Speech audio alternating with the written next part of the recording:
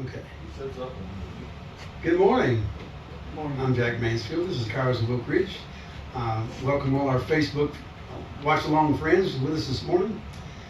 We are proceeding with our continuing study of the book of Revelation. Today we're going to go back into 17 and we're going to dig in a little bit more. I rooted out some more stuff this week I think is pretty pertinent. But as I was telling our friends from Crossville, throughout our studies, we have established that multiple scriptures, that the rapture is going to take place just past the midpoint of the tribulation, which is the second half called the Great Tribulation, where the Antichrist is going to walk into the temple in Jerusalem, declare himself to be God, and demand to be worshipped. And at that point, the Jews are going to say no, and all hell's going to break loose. We're going to be removed from the scene. Just Jesus says, as it was in the days of Noah, so it will be with us. As it was in the days of Lot, so it will be with us. The remnant was removed, the wrath of God fell. The remnant was removed, the wrath of God fell. We're going to be removed, and the wrath of God is going to fall. And we really don't want to be there on the receiving end of that. And that's, there are signs that let us know that we're fast approaching this end time period. The first major sign was 1948 when Israel got back their nation. In 1967 they got back Jerusalem and the Temple Mount. And we know that all eyes are on Israel right now. Everything that just seems to be spinning around the Middle East with the rise of Islam over the last 20 years, rising up to be something to be reckoned with. And it makes sense now why they're rising up, because they are also looking for a person who's going to come and lead the world. Their leader is going to lead the world, and he's going to only come when there's a lot of chaos going on. And so they're trying to, through their terrorism, especially Iran and the Twelvers, and they're looking for the Mahdi, they're going to try to stir it up because they want the Mahdi to appear. Who the heck's the Mahdi? It lines up perfectly with the Antichrist. So they're looking for this leader. The Bible's telling us this leader's coming. He's satanic. We know Islam is not following the God of the Bible. It's following the God of their own creation, and that's idolatry. That's Genesis, it's idolatry. So we know that there's coming an Ezekiel war, where a few of the countries around the Middle East are going to attack Israel. Russia's coming out of the north. It's going to be participant in this. They're going to be destroyed on the battlefield, and their cities are going to be destroyed at home. That's going to take place. We know that at some point in time, the city of Damascus is going to be destroyed. That's prophesied. It's going to happen. It'll never be a city again. It currently is the oldest city in existence in the world. Is the city of Damascus. It's in Syria.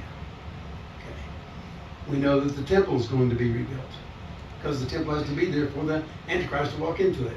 Will it take place before the tribulation or right in the first part of the tribulation? I don't know. But we know these are going to be signposts along the way to watch for as we're approaching all this. Now, in chapter 17 of Revelation, it talks about the scarlet woman and a scarlet beast. And I'm going to go ahead and read it, and then we're going to discuss it. And some parts of Revelation we were able to nail down and know exactly what's what. Like we did when we went through the seven seals. How that walks out exactly what's in the Olivet Discourse of Matthew and what is described in Thessalonians. It walks it out perfectly. It all lines up, and that right there, that's lines up solidly.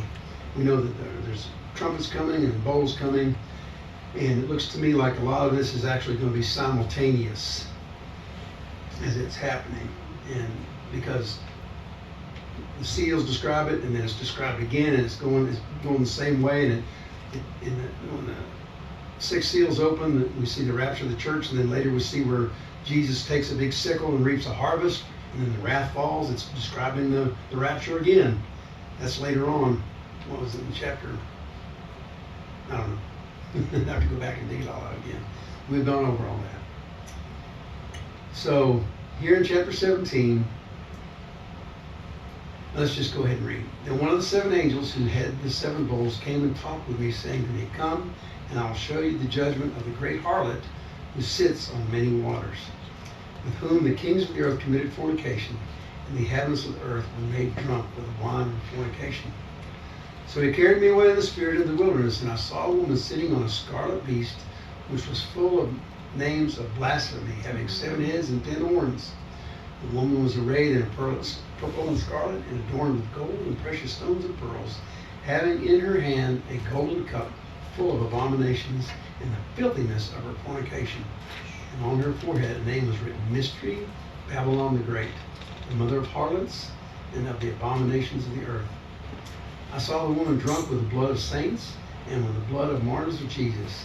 And when I saw her, I marveled with great amazement. But the angel said to me, Why did you marvel? I will tell you the mystery of the woman and of the beast that carries her, which has the 7 heads and the 10 horns. The beast that you saw was and is not, and will ascend out of the bottomless pit and go to perdition. If you remember, last week we went down through the 7 kingdoms that have come and gone: Babylon, the Medo-Persian, the Assyrians, Greece, Rome. There's the 7 of them we went over last week. I pulled up.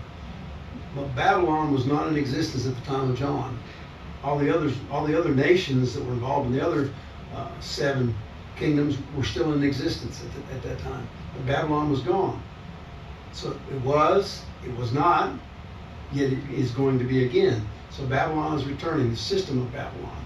That's what's coming, that's what this refers to. We went over this last week. And those who dwell on the earth will marvel, whose names are not written in the book of life from the foundation of the world.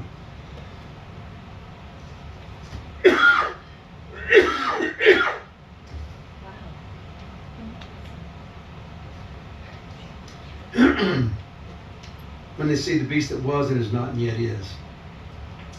Here's the mind which has wisdom. The 7 heads are the 7 mountains on which the wisdom woman sits. There are also 7 kings, 5 have fallen, 1 is, and the other has not yet come. And when he comes, he must continue a short time. The beast that was and is not is himself also the 8th, and is of the 7, and is going to perdition. The 10 horns which you saw are 10 kings who have received no kingdom as of yet, but they receive authority for an hour as kings with the beast. These are of one mind, and they will give their power and authority to the beast. Remember when we talk about agreement? Okay. Being in one accord, how it started out in Babylon, Tower of Babel, that's where all this Babylon stuff started. That's true. These will make war with the Lamb, and the Lamb will overcome them, for he is Lord of lords and King of kings, and those who are with him are called, chosen, and faithful. And he said to me, the waters which you saw, which harlot sits, are peoples, multitudes, nations, and tongues. And the 10 horns which you saw on the beast, these will hate the harlot, and make her desolate and naked, eat her flesh, and burn her with fire. For God has put it into their hearts to fulfill his purpose, to be of one mind, and to give their kingdom to the beast, until the words of God are fulfilled. And the woman you saw is that great city which reigns over the kings of the earth. Now, this whole chapter 17 is describing a religious system. Chapter 18 talks about the harlot of Babylon. Is describing a monetary system. What chapter? 18, we're going to get into that in a minute. There are many who think, and it makes sense to me, that this is a metaphor for the Catholic Church. That John was foreseeing the system of the Catholic Church in the end times playing out in this end time, the religious system. We've studied the Catholic Church. We know it started with Constantine in 305 AD. It's when Satan had tried to persecute and kill the church, and when that didn't work, the old saying is, if you can't whip them, join them. So he slipped in through Constantine and overtook the church and established the Catholic Church, which is at its genesis is pure idolatry. I'm taught all about all that. See, at John's time, he couldn't have said that this is the Roman Empire or that there's the church in Rome. I mean, he would know about the church coming up later on. This book was written in 90 AD. But he knew about a religious system that was coming. It would be part of the end time with a false prophet. And he couldn't say Roman Empire or that this is the city of Rome because he was under Roman rule, and they could have put him to death and destroyed this book, and we'd never be reading it today. So, if he's speaking of the Catholic Church, let's make a comparison. She wears purple. The bishops in the Catholic Church wear purple. She's clothed in scarlet. Cardinals wear scarlet. She wears gold and precious stones. So do they. The Catholic Church is the richest entity in the world. They own land. They own stocks in the stock market. They have basements full of gold. There's untold paintings that are worth millions of dollars they have in their possession. They have vast wealth. She has a gold cup. The Pope uses the golden chalice. She's described as sexually immoral. Think about the pedophilia and the sexual immorality that's been in the Catholic Church. Even today, I mean, over the last 20, 30 years, all that has been revealed that's going on inside the Catholic Church. Gross sexual immorality. Does God want this kind of thing to happen? By the church that's supposedly the church?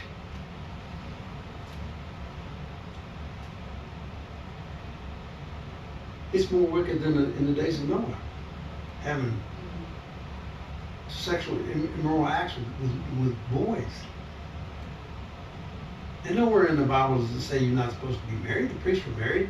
But for some reason, the Catholic Church decided you had to be celibate. I don't know. They have their reason they have it. I just haven't looked into that. I know they're wrong. Yeah.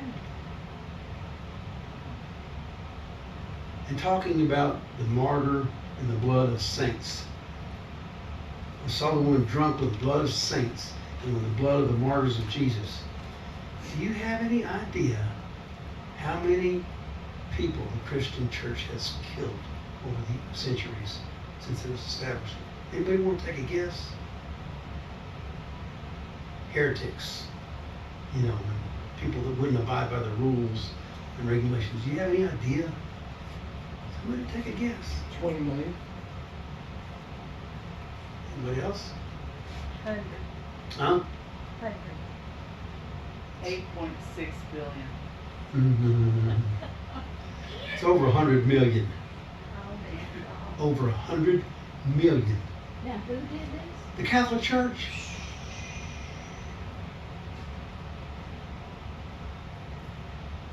During the Spanish Inquisition, 3 million were condemned and 300,000 were burned at the stake. At Seville in 1841, 2,000 were burned and 16,000 condemned. When you're condemned, you're excommunicated. But over the years, over and over, they killed so many people. It's no better than Islam. That's what Islam does. Convert or die. Catholic Church, you don't abide by rules, we'll put you to death. And they did. I mean, look what they tried to do to Martin Luther. And how many people died during the Reformation? The Catholic Church slew many during that period of time. Do you think that's what God and Jesus approves of? Do you think that's a true follower of Christ? What about the Crusades? They went down there and slew over 1 million Jews in Jerusalem, 1000 AD.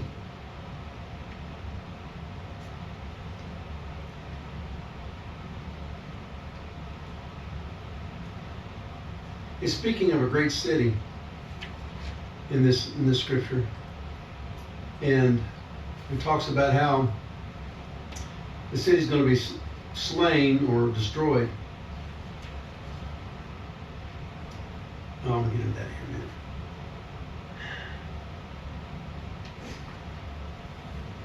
We know that the Antichrist is going to set up his rule in Jerusalem.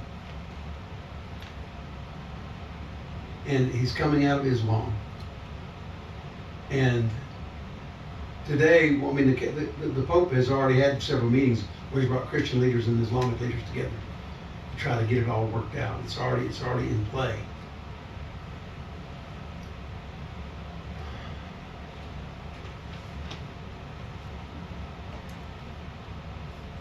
Most likely, the city of Rome is going to be destroyed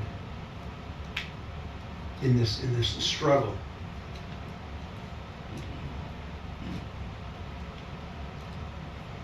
Rome, in verse 9, says she sits on 7 mountains. Rome has 7 hills. She rules over the kings of the earth. Rome has influenced and controlled kings over the earth ever since its beginning. She controls the souls of men. The Catholic Church had their doctrine of purgatory, where you go to purgatory, and we'll decide whether you come out of there or not. Well, you can pay money and we'll pray, and your great-grandfather will come out of purgatory and go on to heaven. There's no such place as purgatory. That was all in the minds of the Catholics. There's no scriptural basis for it. And we know there's a move to get Christians and Islam to come together. It's called Chrislam. The genesis of that is going on. The Catholic Church has a deep space telescope out west. I think it's in Arizona. They have Catholic priests that are scientists that are there running the place. And they're looking for aliens. You don't believe me? Go look it up for yourself. They're looking for aliens. And they're positing or explaining that they think that Jesus was actually an alien. Yeah. That's what they're saying. The Catholics. Okay? Well, we're aliens on this planet. We don't belong here. We belong up there. Well, I'm just And the we're sense of sojourners. humor. We're sojourners. just being funny. Right. The Catholic Church moved in and basically took over Israel. Constantine's mother went in and built basilicas all over Israel. Has anybody been to Israel and been to all these churches? Everywhere that something big happened, there's a church sitting on top of it. Yep. I call them medieval tourist traps. That's true. You know? And But they don't even know that for sure, what they're Well, claiming. Constantine's mother came in 300 AD and told the Catholic leaders where she thought Jesus was born, lived, and died, and all the miracles took place. 300 years later, with no eyewitnesses, right? But she knew where all that took place.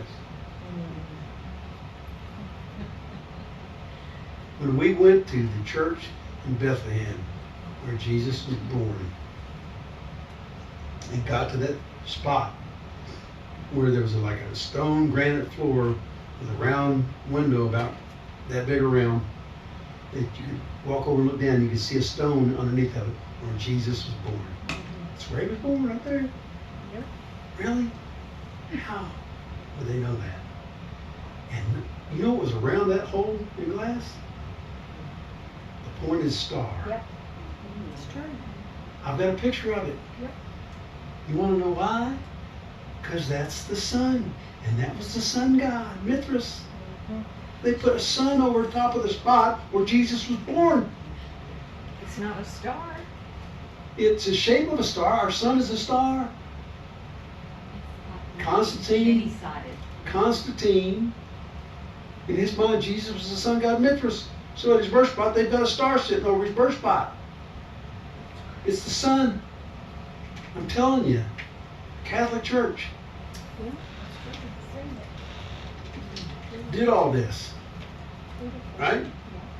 They have the Church of Annunciation, which is a small cave in Nazareth, said to be where Gabriel told Mary she would have a baby. They have the Church of the Nativity, a basilica where they believe Jesus spent his youth in Nazareth. Church of Transfiguration, where they believe he was transfigured. They have the Stella Maris Monastery, which is said to be the spiritual center of spirituality throughout the world, and the cave where Elijah hid.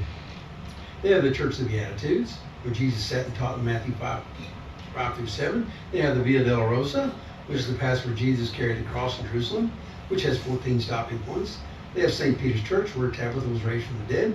They have Church of Multiplication of Loaves and Fishes, where the miracle took place. They have Basilica of Agni, where Jesus sat in the Garden of Gethsemane. And the Church of Holy Sepulchre, where Jesus said to be crucified and resurrected. Church, chapter, church, chapter, church, chapter, church, chapter, church. Catholic Church establishing a footprint all over the land of Israel.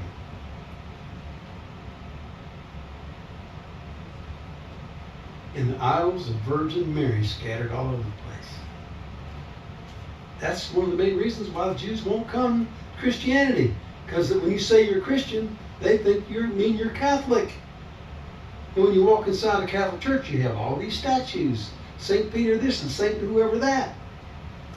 In Jewish mind, those are idols. God said don't make things with your own hands. And they even believe in praying to the Mother Mary. Mother Mary, please do this for me. Mother Mary, please do that for me. Now Mother Mary is an awesome woman. Hands down. Probably the most important woman that ever came into existence after Eve. If not even more than Eve. She brought forth the Son of God. But I can't pray to her. She's not God. She's human like you and me. But they pray to her. Yeah. Like she's a God. Confess to the priest your sins. And they carry around, all these saint medallions. Saint this and saint that. Saint Christopher medal. And there's the one that's for police, there's one for fire, there's one for this, there's one for that. Different medallions. Really? That's idolatry. That's idolatry. Yes. Did they have one when you were in And what? the Saint? There is a medallion for police officers, the protector of policemen. I never got one. Okay. I remember it. I think maybe a St. Christopher medal. I'm not sure. One of them. Saint this or Saint that. They're cool people, okay? But they're not God. We're not to worship them. That's what the Catholic Church is all about. They got a gazillion different saints. They were sainted.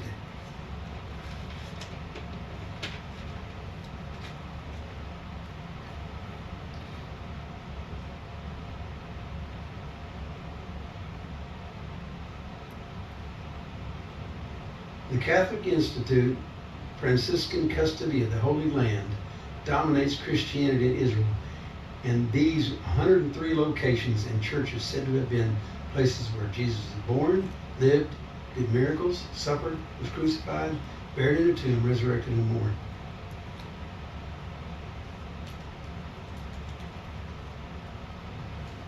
So the Catholic Church, most likely, is going to be part of this end time religion. It's going to be dominant in the world. But it's not of God. The Catholic Church has many problems. Okay? There are some Christian Catholics. But I bet it's not many. Have you ever, any of y'all ever been to a Catholic service? Talk about a skeleton eating a saltine cracker in the spirit. It's nothing. What got you out of it? How'd you get delivered?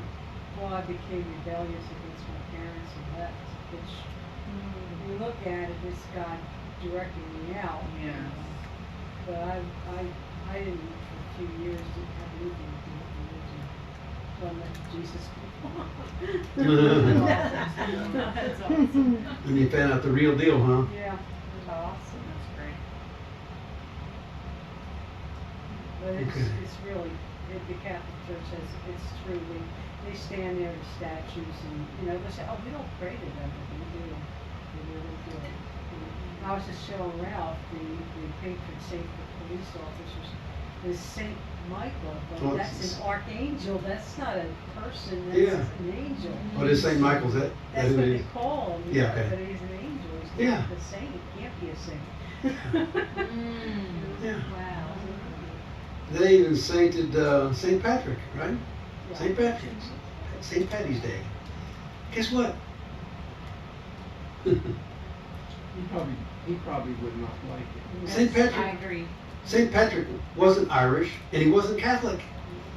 He died 200 years before Catholicism hit England. He had nothing to do with Catholicism. Nothing. So who created St. Patrick? They did.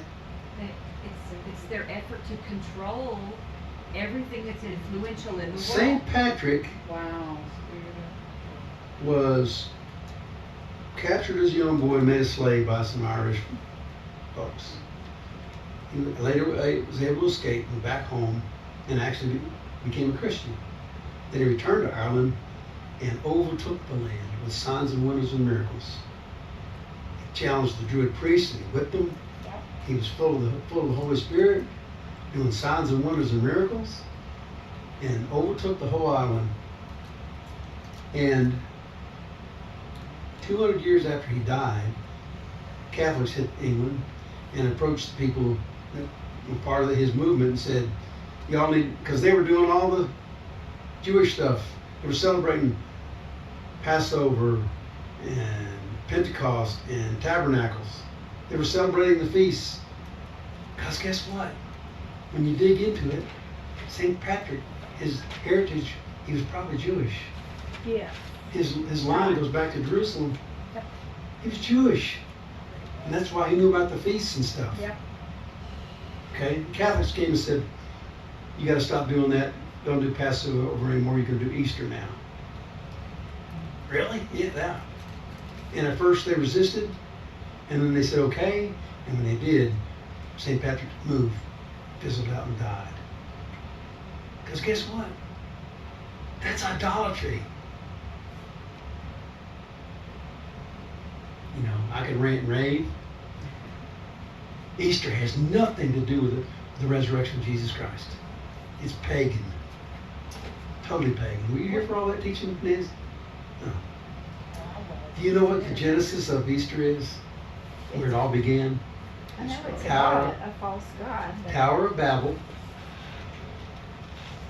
Nimrod, King Nimrod, who was trying to do the Tower of Babel thing, had a wife named Semiramis.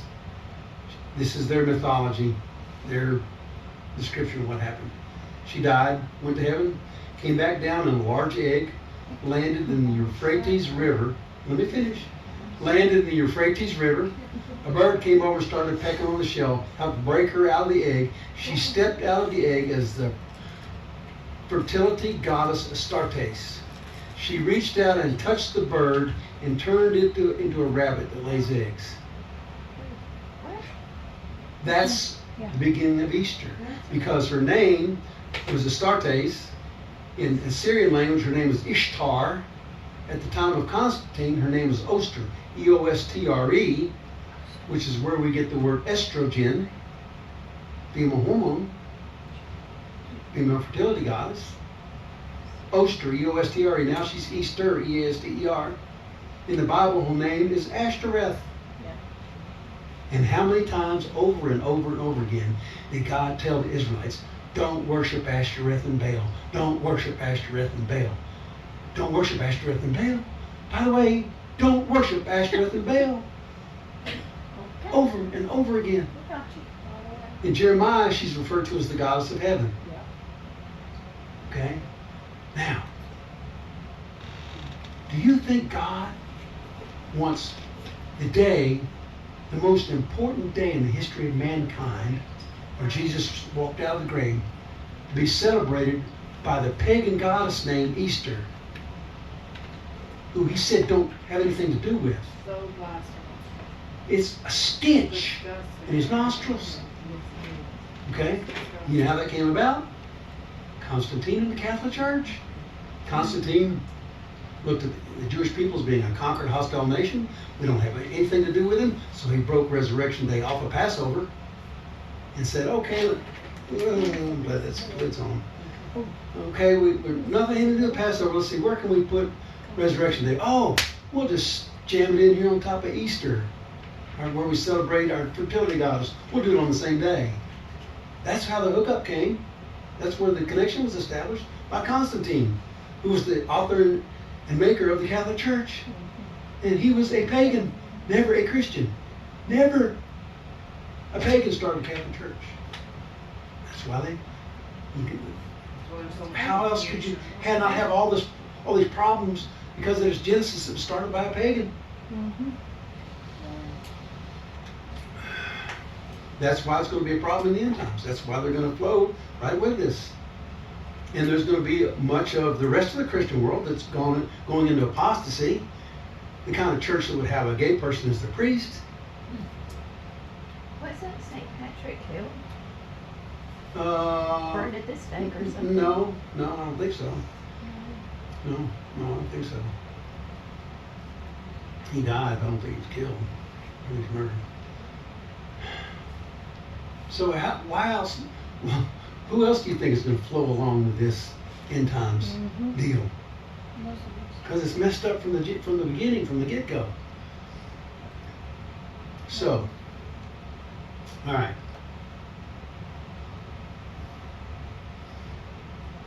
So that's what, to me, it looks like John. All this is. Now, am I going to say this is for certain? No, but nobody. Who else is going to say any of that? Read that chapter and make anything for certain? Okay, huh? Paul? To me, that would like with the rulers, like in our country, looks like a political system. Well, Because it's all you know, parading scarlet, and how beautiful, how it's wonderful it looks. well, I'm sure politics will probably be part of this. Their religion. Yeah. Well, that's how the Catholic Church started. Because Constantine was the ruler. Yeah. And he wanted to rule And control it. religion. And control it. Be in charge of it. So it is, it started. What out as says in political. here, it says 5 of them before he fallen, there's 7 heads, and the 5 have fallen. Continue reading about these. And we're going to go on to 18, and here it gives it from a different perspective. Starting in verse 1. After these things I saw another angel coming down from heaven, having great authority, and the earth was illuminated with his glory. And he cried mightily with a loud voice, saying, Babylon the great is fallen, and has become a dwelling place of demons, a prison for every foul spirit, and a cage for every unclean hated bird. Talking about a nasty place. For all the nations have drunk of the wine of the wrath of her fornication, and the kings of the earth have committed fornication with her, and the merchants of the earth have become rich through the abundance of her luxury. And I heard another voice from heaven saying, Come out of her, my people, lest you share in her sins,